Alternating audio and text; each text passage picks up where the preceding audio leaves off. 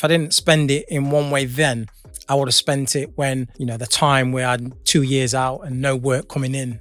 I'd have spent it some way, shape or form then.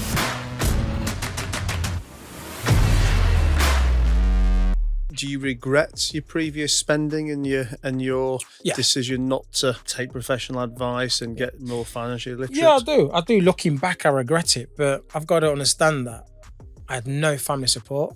I had no one around me advising me in, what's best. No one helping me make these financial decisions. I came from nothing. My family was poor. I was poor growing up. I didn't know about investments. I didn't know about mortgages. I didn't know what happens. I was kind of blasé to it, not knowing. I know people say, but you're an adult. Well, they don't teach it in school. And then my parents certainly didn't teach it me. So I was unaware of the dark side of when you have a lot of money, you don't invest and, you just get an investment only and whatnot. I just thought it was a great way of buying a mortgage because it's cheaper.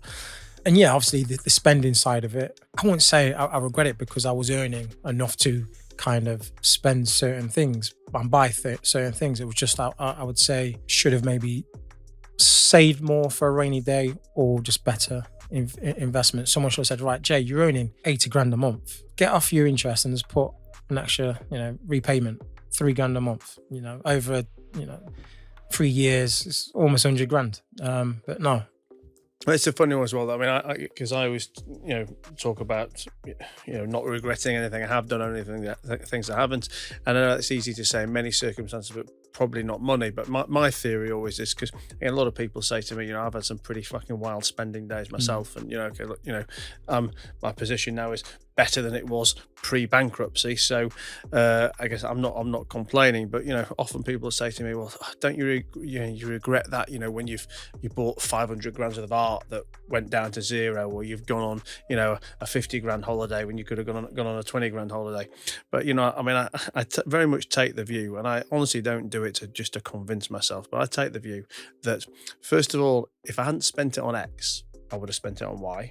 And while I'm listening to you, I'm thinking, well, you could have put £1 million aside by not spending £1 million, but then you'd have just had the £1 million to pay the tax man. Yeah. And either way, it's going. And I just think, unless you completely change yourself as a character, if you don't spend it on girls, you're going to spend it on cars. If you don't spend it on cars, you're going to spend it on booze. You'll find a way to spend it. But I also then, very much believe, and I'm not into manifesting or reading The Secret and all that crap, but I do very much believe that one thing leads to the next. And I look at the money I lost on art. Well, okay, I lost the money on art, but during that I've made a relationship with my art dealer. He introduced me to a guy who ultimately became a business partner who I did shitloads of business with, a guy that ultimately I fell out with absolutely horrifically. And then, again, people say, well, don't you regret meeting him? I said, well, I can't regret meeting him, because as much as I fucking despise him now, back then, I can't change history. And he was good to me at a time when nobody else was. And I just think, yes, we can look back and we can say, oh, I shouldn't have done this. I shouldn't have done the other.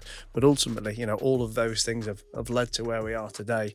And if we dwell on it too much, it's just more negative energy that's that's going to prevent any kind of moving forward. And yes, that's not an excuse not to make adjustments for tomorrow. You've got to learn from the mistakes that you've made over the years, and hopefully your spending and your investment strategy is going to be different for you for the next 5, 10, 20 years. But to sit there every day, oh, fucking hell, if I'd have got that car back off Fernando, that'd have been 70 grand, and if I hadn't bought that girl down the disco a fucking bottle of champagne, that'd have been another 200 quid. But you just can't live your life like that. No, you totally spot on. Like I said, if I didn't, Fernando, I'm going to find Fernando after this interview.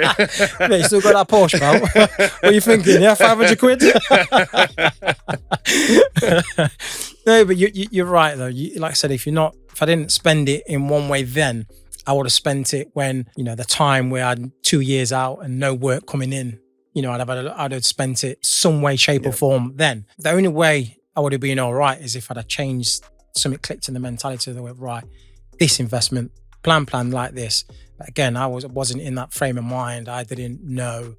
Now, after being banks, things are a lot different. I plan and I know, and I watch how I spend and things, and I don't need to be going here and there and doing this. You know, I live comfortably, and that's my goal. And like I said, if I did get a big, you know, a gig, 500 or 100 grand there, it would be invested in the right and correct way.